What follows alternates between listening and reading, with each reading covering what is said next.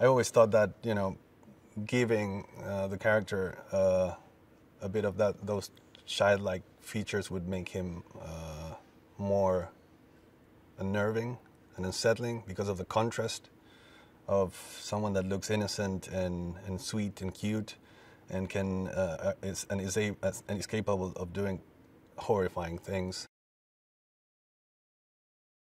I wanted him to have this mad look in which one of the eyes is looking away. And it's funny because talking to Bill, I mentioned this as a trait of Pennywise, and he said, well, I can do that. And he did it. He did like that, and it freaked me out. And I said, good job, man. You just saved me hundreds of thousands of dollars. Yeah, probably one of the very few people that can do it in the world. It's just like, not cross-eye, the opposite of cross-eye. You will see it in the movie. It's pretty terrifying. The madness in his look, his body language was completely unnerving. He's incredibly talented, and there's like, you know, the control of like every muscle in his face is like just amazing. It's very impressive. He like did things physically in this movie that he never did before or never tried before, and it's a very, I think it was a very, very exhausting work.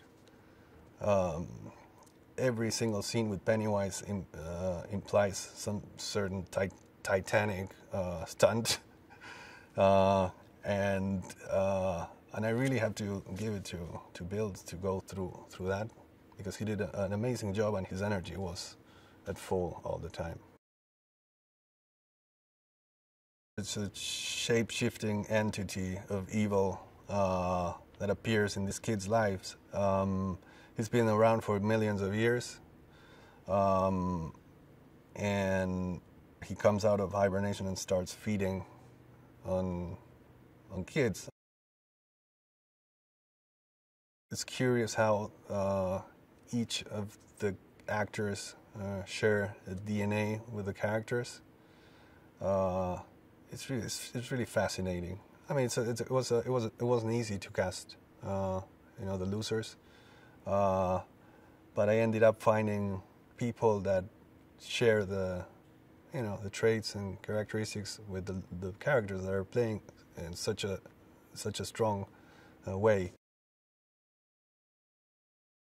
It's also about making justice to Stephen King and his style and the way he writes. You know, he doesn't hold anything back. It's just, you know, he's gory and gruesome and as graphic as he wants to be, and it's such a big part of the emotional impact of his work. Probably the time of your life where you're most imprinted and terrified is when you're like 6, 7, and you're watching a horror movie. And it's a feeling that you won't have again in the rest of your life. So it's a bit of a chimeric quest to get that feeling back. So I think that's what the journey is of a filmmaker that loves making scary movies.